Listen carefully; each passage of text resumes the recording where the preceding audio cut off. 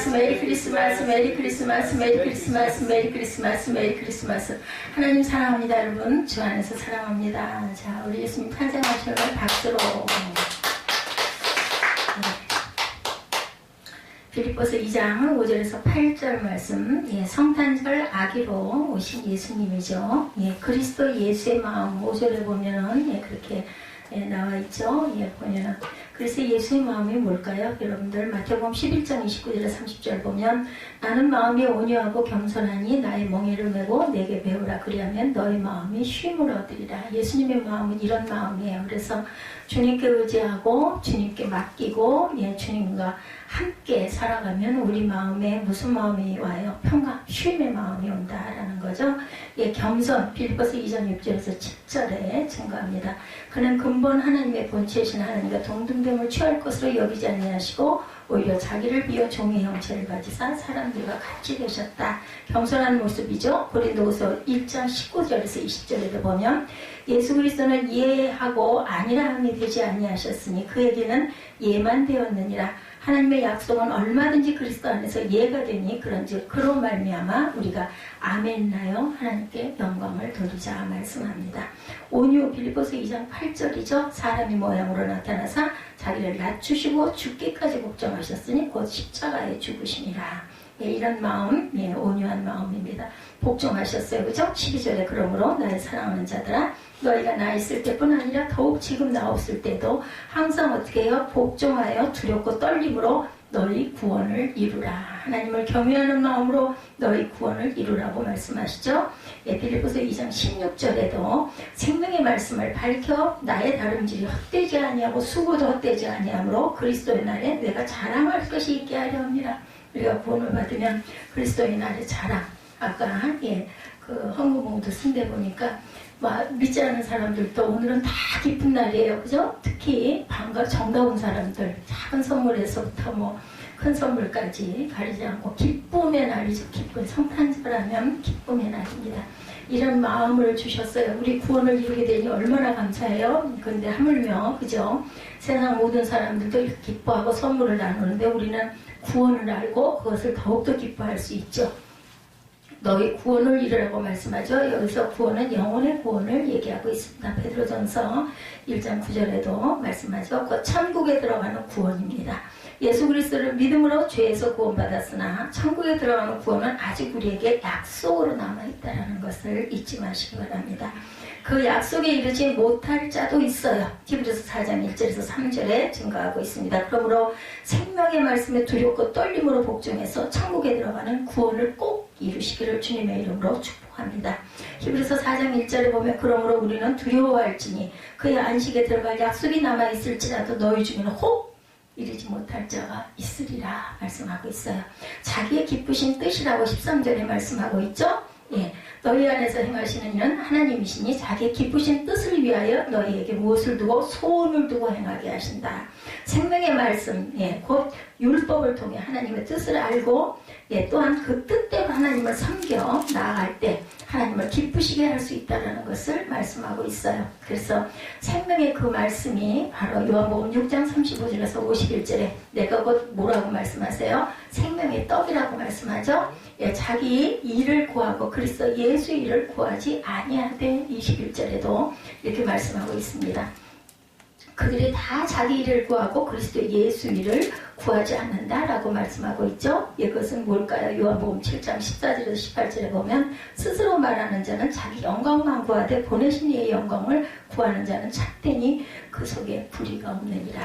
불의가 없고 우리 사사로운 그런 이해타산이 아닌 하나님 그리스도의 예수의 마음을 품고 우리가 구원을 기뻐하는 그런 오늘 성탄절입니다. 네, 성탄절은 기독교 최대의 명절이죠. 예, 성탄절은 다른 말로 예수님이 태어나신 무슨 날? 생일이에요. 그죠? 그런데 사실 예수님이 언제 태어나셨는지는 정확하지는 않다고 합니다. 그리고 이 12월 25일은 사실은 태양신의 그런 그 날이라고 그래요. 태양신의 탄생한 날이다. 이렇게 나타나 있습니다. 그리고 예수님이 탄생하신 것은 아마 4월달, 예, 5월달 아니겠는가? 동방 박사들이 별을 따라서 가죠. 예. 그래서 성경에서 예수님이 태어나셨다라고는 되어 있지만 구체적인 날짜를 계산하기가 굉장히 어렵다고 합니다. 그러면 왜 12월 25일이 성탄절일까요, 여러분들? 그래서 기독교가 대략적으로 그 날짜를 예수님의 태어나신 성탄절로 지키자, 이렇게 해서 기념일로 만든 거죠. 고아원에서 자란 상당수 사람들, 사실은 정확히 자기 생일을 모르는 아기들이 많아요. 엄마가 맡기면서 얘가 언제 태어났습니다. 아니면 아이가, 그죠? 버림을 받아가지고 아이들 여기저기서 데려왔을 때 전혀 몰라요. 그럴 때는 그 원장 수녀님들이 거기에 입교한 날을 생일로 해주시기도 하고, 또 의미 있는 날을 생일로 만들어 주신다고 그러죠. 마찬가지로 우리는 우리 자신의 생일은 꼬박꼬박 챙겨요. 그죠? 그런데 가장 소중한 예수님의 생일을 안 챙긴다라는 것은 말이 안 돼요. 그죠? 그래서 성탄절을 기쁘게 맞이해야 할 줄로 믿습니다. 그래서 기독교는 예수님의 생일을 대략적으로 정하고 지켜오는데 성탄절 날짜가 중요한 것이 아니라 성탄절의 의미가 중요하죠. 성탄절이 기독교 최대의 명절인 까닭과 바로 성탄의 의미가 너무너무 소중하기 때문이다. 한두 번으로 해서 끝날 일이 아니에요. 생각해 볼수록 특히나 연세가 드신 분들은 다 누구나 다 돌아간다고 그러죠. 예. 죽음의 의미는 돌아감이 돼야 합니다. 돌아감이 안 되고 나는 죽으면 어떻게 해야 하는 사람들 얼마나 공포스럽고 겁이 나겠습니까? 근데 갈 곳이 있으니까 돌아간다고 그러잖아요. 예. 뭐 출근해가지고 집에 돌아간다 이렇게 얘기하죠. 갈 곳이 집이 있어. 내 집이 없는 사람들은 어디로 갈까 방황을 하게 되는 거죠. 성탄의 의미를 잘 가르쳐주는 본문이 오늘 성경 말씀, 제가 먼저 빌립보서 2장에 대한 대략을 말씀드렸습니다. 성탄이 중요한 이유는 하나님이 사람으로 이 땅에 오셨기 때문입니다. 하나님 사람 되신 사건을 신학에서는 뭐라고 말해요? 성육신이다 라고 말하죠. 그 성육신 사건을 잘 설명해주는 성경 구절이 바로 오늘 빌립보서 말씀입니다. 특히 6절에서 7절. 그는 근본 하나님의 본체시나 하나님과 동등됨을 취할 것으로 여기지 아니하시고 오히려 자기를 비워 종의 형체를 가지사 사람들과 같이 되셨고 말씀하죠. 하나님의 본체라는 말은 하나님과 동등한 존재라 이렇게 말씀하는 겁니다. 곧 하나님 자신이라는 거죠. 예, 사람은 항상 무엇이 필요한 존재예요. 먹을 것, 입을 것, 마음을 채워주는 무언가가 있어야 마음의 흡족함, 포만감, 행복감 이런 거를 느끼게 되죠. 하나님은 스스로 계신 하나님이시죠. I am who I am 이렇게 말씀합니다. 무엇 하나 모자람이 없고 부족함이 없으시고 충만하신 하나님이죠. 그런데 모자람 없으시고 영광이 충만하신 하나님이 뭐가 답답해서 사람으로 이 땅에 오셨을까요? 그것 하나만으로도 우리는 도저히 이해할 수 없는 사건인데 성경은 하나님이 사람으로 오시되 무슨 모습으로 오셨다고 그래요? 종의 모습으로 7절이죠. 오히려 자기를 비워 종의 형체를 가지사 사람들과 같이 되셨다. 낮아지신 거죠.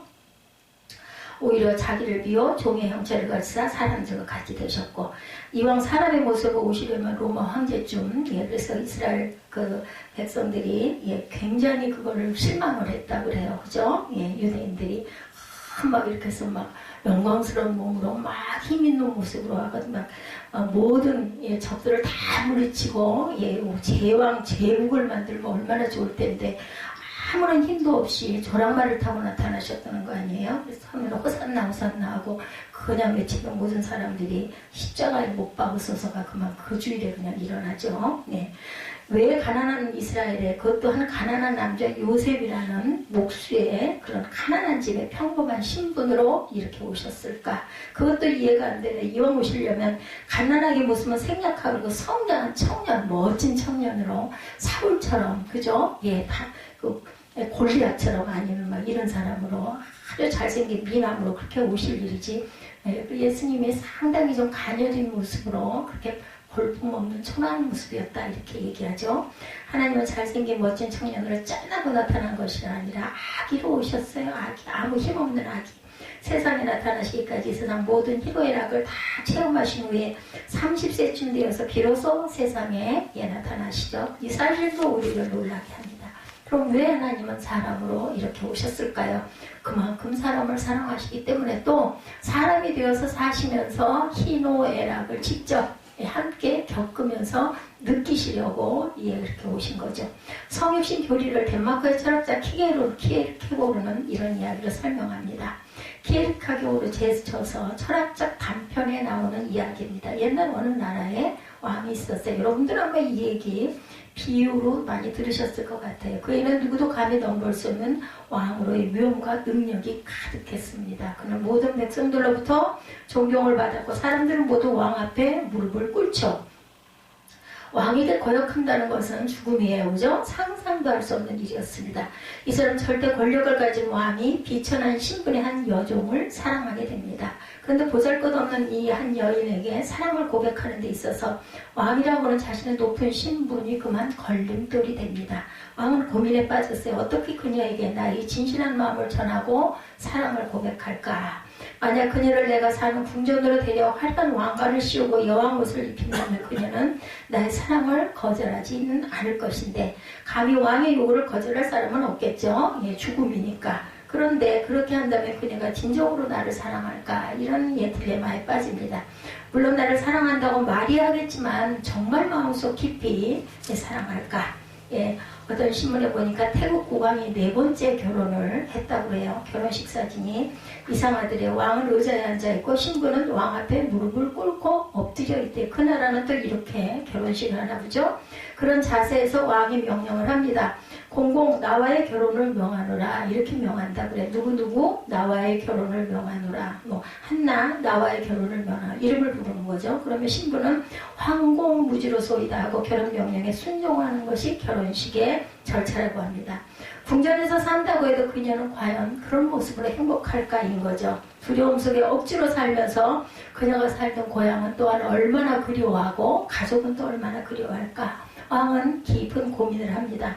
만일 군사들을 이끌고 그녀가 사는 오두막집으로 행차를 한다면 어떻게 될까? 그녀는 아마 새파랗게 겁에 질릴 것이고 나는 겁먹은 하인을 원하는 것이 아닌데 나는 사랑하는 여인을 원하는데 그녀의 자유를 억압하지 않고 그녀에게 사랑을 강요하지 않고 스스로 사랑을 선택할 수 있는 방법은 없을까 생각을 합니다.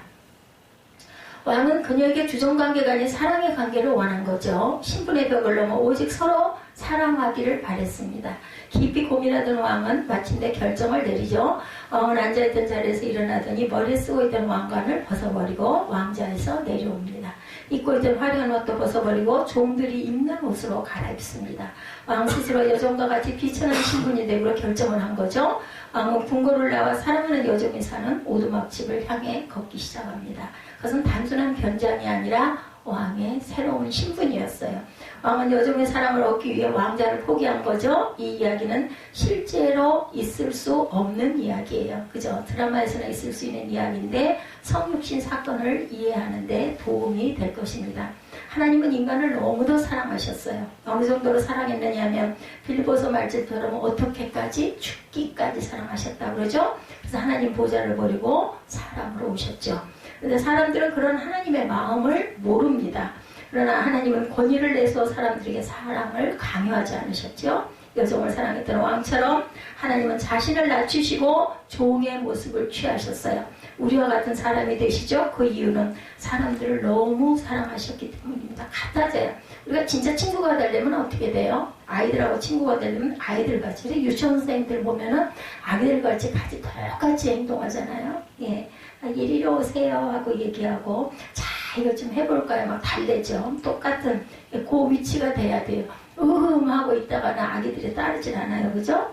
기독교가 사랑의 종교임을 말해주고 있는데 하나님이 이렇게 우리를 사랑하셨는데 우리는 마땅히 사랑의 사람이 되어야 마땅합니다. 우리가 사랑을 받으면 아기들도 사랑을 많이 받은 아이들 사랑을 할 줄 안다 그러죠? 누군가를 사랑을 할 줄 안다 그럽니다. 성도가 있다면서 꼭 잃지 말아야 할 자세는 바로 사랑입니다. 근데 요한계시록에 보면 그 첫사랑을 잃어버린 교회가 나오죠. 바로 에베소 교회예요. 계시록 2장 4절에 보면 그러나 너를 책망할 것이 있나니 너의 처음 사랑을 버렸느니라. 첫사랑을 잃어버린 에베소 교회를 향해서 주님은 엄하게 경고하십니다. 계시록 2장 5절에도 그러므로 어디서 떨어졌는지를 생각하고 회개하여 처음 행위를 가지라. 만일 그리하지 않냐고 회개하지 않냐면 내가 네게 가서 내 촛대를 그 자리에서 옮기리라. 성령이 떠나간다라는 말씀입니다. 촛대를 옮기리라는 말은 교회를 엎어버리겠다, 교회를 무너뜨리겠다는 경고죠. 교회 문을 쉬운 얘기로 십자가를 내려버리겠다. 즉 하나님에게 사랑 없는 교회는 이미 교회가 아닌 것입니다. 하나님에게 사랑 없는 교인은 교인이 아닌 것이죠. 사람으로 오시되 왜 평범한 아기로 오셨을까요, 여러분들? 겸손의 모습이시죠. 8절에 보면 사람의 모양으로 나타나사 자기를 낮추시고 죽기까지 복종하셨다 그러고 죽으셨잖아요. 그죠? 그래서 십자가에 죽으십니다. 제자들은 그래가지고 아이고 끝났네 하고 다 떠나죠. 한 사람도 안 남고 사도 베드로도 떠납니다. 그죠? 사람은 높아지기는 어렵지만 낮아진다고 하는 것은 정말 어려운 일입니다. 인간의 본성 속에 높아지고자 하는 욕심이 모두 다 누구에게나 조금씩 차이는 있지만 다 있어요. 좀 높아지고 싶고 의시되고 싶고, 그죠? 그러고 싶은 마음이. 그러기에 사람들보다 남보다 더 높아지려고 부단히 노력하고 사람들은 애를 씁니다. 학교에 가보면 남보다 1점이라도 더 많이 받으려고 얼마나 잠 안 자고 공부할까요? 그렇지도 않은 것 같아요, 요즘에는. 시험 때 우리는 저는 눈에다 불을 켜고 공부를 해야 되는 거라고 생각을 했는데 요즘 학생들은 그렇지 않더라고요. 운동선수들 남보다 조금이라도 더 잘하려고 정말로 땀 흘리고, 운동선수들은 그렇게 하죠. 왜냐하면 그 길을 내가 가리라, 거기에 소질이 있으니까 엄청 훈련을 받아가지고 선수가 되기까지 피땀을 흘렸기 때문에 열심히 노력을 합니다.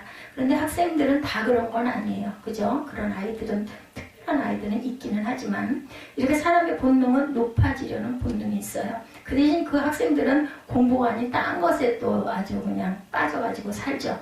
예수님은 낮아지셨어요. 거꾸로 원래 하늘보다 높은 데 계신 분으로 낮아지실 이유가 없는 영광의 하나님이 낮아지셨어요. 얼마만큼요? 사람으로 오시되 가장 낮은 신분으로 오시죠. 그리고 태어나실 때도 마구간에서, 심지어는 마구간에서 태어난 아기가 있을까요? 없죠. 산부인과, 소아과, 피부과, 성형외과, 정신과, 치과, 한의과 전문의들이 항시 대기하고 있고, 비용은 2주에 2천만 원 되는 그러한 그 고급, 최고급 호텔에 보건가는 그런 것도 있다고 하네요. 시설이 어리어리하게 차려놓은 병원에서, 그런 산후조리원에서 이렇게 지내는 사람들도 있다고 합니다. 아주 비용은 2주에 2천만 원, 한국의 톱 탤런트들이 이용하는 이런 곳이 있다고 그래요. 아이를 낳으면. 적어도 하나님 아들이 태어나려면 그런 시설은 아니더라도 따뜻한 방이라도 있어야 할 텐데 그렇지 못했죠. 하나님 아들 예수님이 태어난 장소는 짐승이 거하는 마구간, 그것도 정말 얻기가 힘들었는데 거기에라도 쓰려면 써라 그래가지고 우리 성화 많이 보시죠. 그러므로 마구간에서 태어나신 것부터 이 세상 어떤 사람보다 낮아지신 모습이었다. 예수님은 탄생부터 시작해서 그의 삶 전체가 사람들이 환영과 대접을 받으신 것이 아니라 고난과 핍박을 받으시고 낮아지심의 주님이셨습니다. 우리는 낮아지신 주님의 모습에서 무엇을 깨달아야 할까요, 여러분들? 우리도 주님처럼 낮아져야 한다는 거예요. 그죠? 누구를 본받아 가야 되니까? 예수를 본받아 가야 되니까.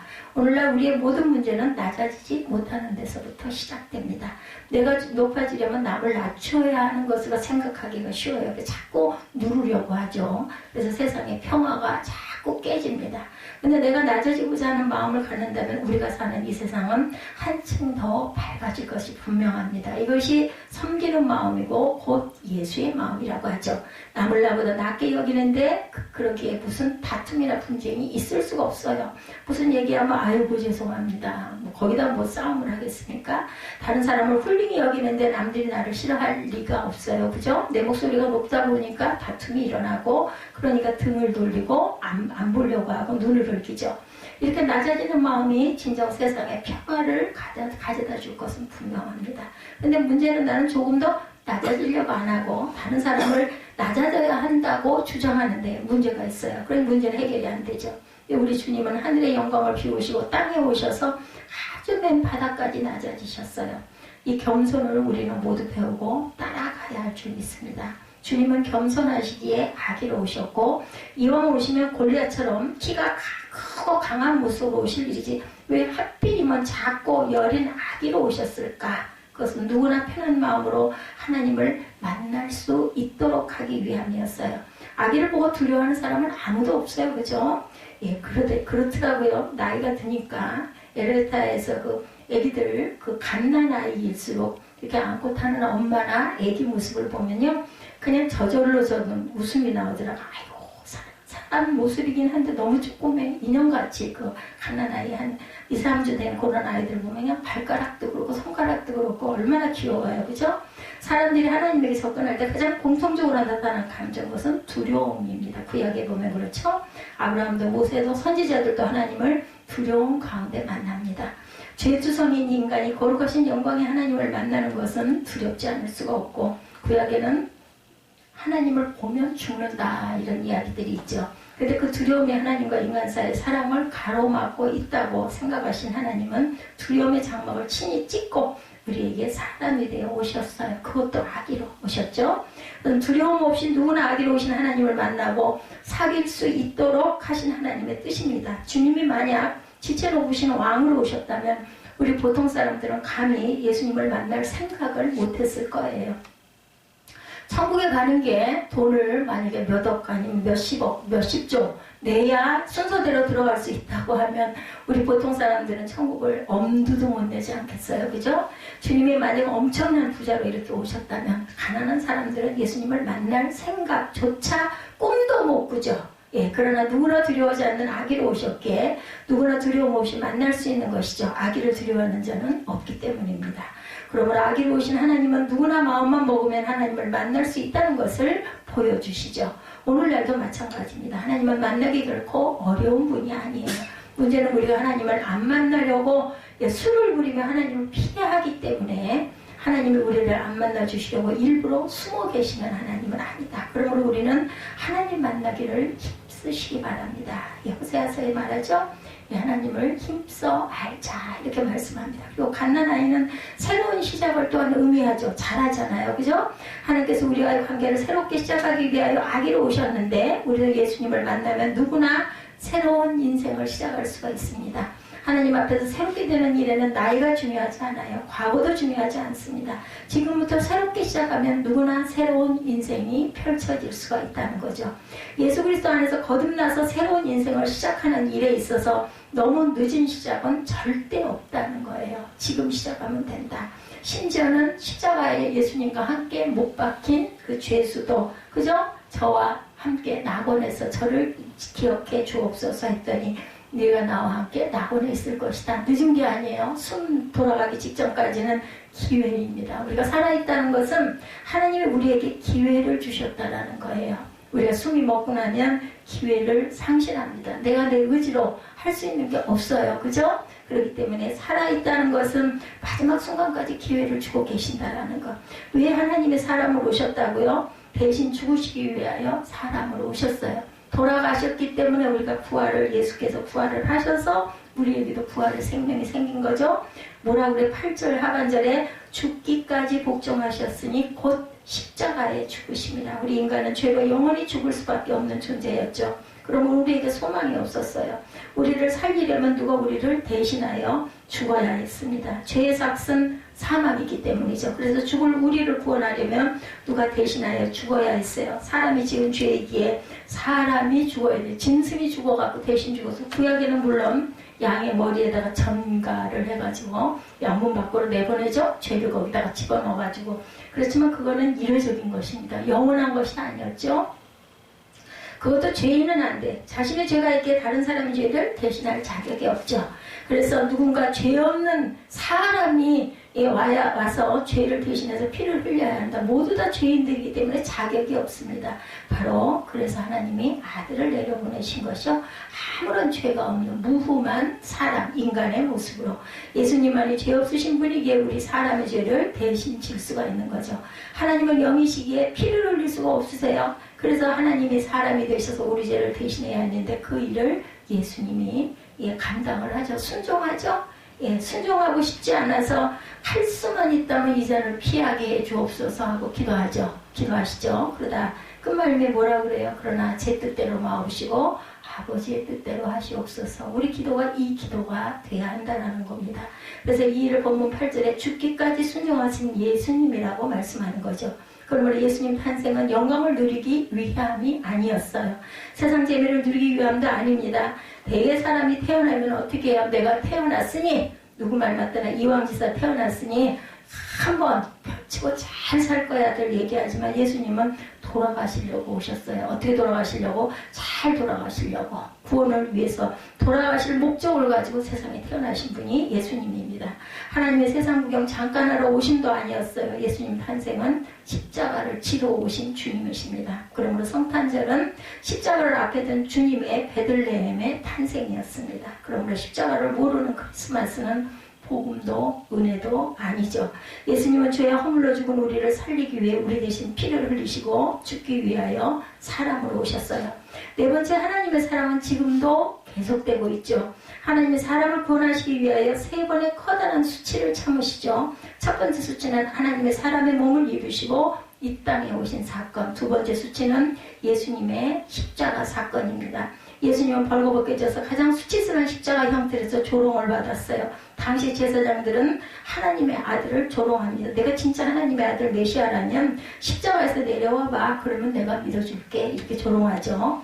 마태복음 27장 41, 2절에도 보면 그와 같이 대제사장들도 서기관들과 장로들과 함께 희롱하여 이르되 그가 남은 구원하였으되 자기는 구원할 수 없도다. 그가 이스라엘의 왕이로다. 지금 십자가에서 내려올지어다. 그리하면 우리가 믿겠노라. 저 같으면 그냥 이 녀석들하고 확 뛰어내릴 것 같아. 봐라 그러고 그냥 혼을 낼 것 같죠. 심지어 같이 십자가에 못 박힌 십자가 좌우편의 강도들까지 예수님을 조롱하죠. 그런 조롱을 주님은 참으십니다. 세 번째 수치는 교회를 통해서 주님은 수치를 당하고 계십니다. 예수님은 교회의 머리시죠. 교회는 예수님의 몸이라고 말씀합니다. 그런데 그 예수님의 몸된 교회는 하나님의 영광을 드러내기도 하지만 많은 오류를 저질러서 사람들의 질시를 험담을 듣죠. 욕을 듣습니다. 교회가 부끄러운 일을 저질러 예수님에게 수치가 되는 일을 많이 저지릅니다. 그래서 그런 얘기를 많이 하죠. 도대체 예수님을 십자가에 몇 번이나 못을 박느냐 이런 얘기를 많이 합니다. 대표적인 사건이 바로 십자군 사건, 종교재판, 마녀사냥 이런 등등. 또 요즘에 또 사단의 괴수들이 또 좀이나 많습니까? 거짓 사도들은 좀 많습니까? 심지어는 내가 예수다 내가 하나님이다 하는 그런 사건도 많죠. 오늘날 한국교회는 사람들의 많은 욕을 듣습니다. 그것은 교회의 수치이기도 하지만 동시에 교회의 머리이신 예수님의 수치이기도 하다라는 거죠. 그런데 하나님은 교회를 통해서 오늘날도 수치를 당하시면서도 그것을 감수하고 계십니다. 부끄러운 모습의 교회지만 예수님의 몸 되신 교회임을 한 번도 부인하지 아니하시고 지금도 부족한 교회를 통해서 은혜를 베풀고 계시고 교회를 사용하셔서 구원을 이루어 나가고 계십니다. 그러므로 우리는 교회가 예수님의 수치가 아니라 예수님의 영광이 되도록 해야겠죠. 우리가 세상에서 빛이 되고 소금이 될 때 예수님은 우리를 통해서 영광을 받으시죠. 우리를 세상에 나신 목적은 하나님께서 영광 받으시기 위해서, 찬양 받으시기 위해서 우리를 낳으셨다라는 것. 왜 하나님은 사람으로 오셨어요? 그만큼 사람을 사랑하셨기 때문입니다. 사람으로 오시되 왜 평범한 아기로 오셨어요? 겸손의 종이시기 때문입니다. 왜 하나님이 사람으로 또 오셨어요? 대신 죽으시기 위하여 사람으로 오셔야 했습니다. 하나님의 사랑은 지금도 계속되죠. 교회가 주님의 수치가 아니라 영광이 되는 저와 여러분들 오늘 2020년 12월 25일 크리스마스 이날 우리가 묵상한 말씀 빌립보서 2장 5절에서 8절 말씀 우리 한번 합독하시고 결단 찬양 드리시고 축도로 예배를 마치도록 하겠습니다.